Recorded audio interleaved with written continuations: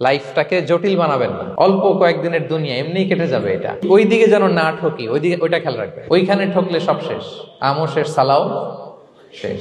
ওইখানে যেন ঠকে না যায়, এটা খেয়াল রাখতে হবে। তাহলে প্রথম ফ্যাক্টর হচ্ছে সুখী সমৃদ্ধ জীবনের will make our life simple. Simplicity is the কি টু হ্যাপিনেস। আপনি লাইফটাকে সিম্পল করবেন, আপনি হ্যাপি হবেন। রাসূল সাল্লাল্লাহু আলাইহি ওয়াসাল্লামের জীবনের দিকে যদি তাকান, দেখবেন তিনি তাই করেছেন। সুবহানাল্লাহ। সহিহ মুসলিমের একটা হাদিস শোনাই আপনাদেরকে।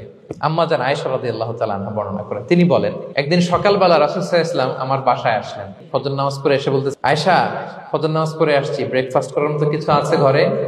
ইয়া রাসূলুল্লাহ, কিছু নাই। নাই?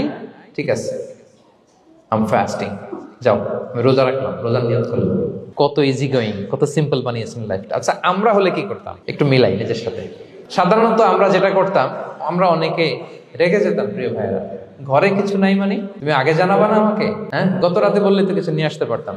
সাধারণত এইভাবেই তো রিয়েক্ট করি আমরা, আগে জানাবা না কেন, আগে বলো না, রেগে যেতাম। অথবা বলতাম, আচ্ছা ঠিক আছে, এখন যে একটা কিছু ব্যবস্থা করি, দেখি কিছু পাওয়া যায় কিনা। এরকম অনেক ওয়ে খুঁজতাম।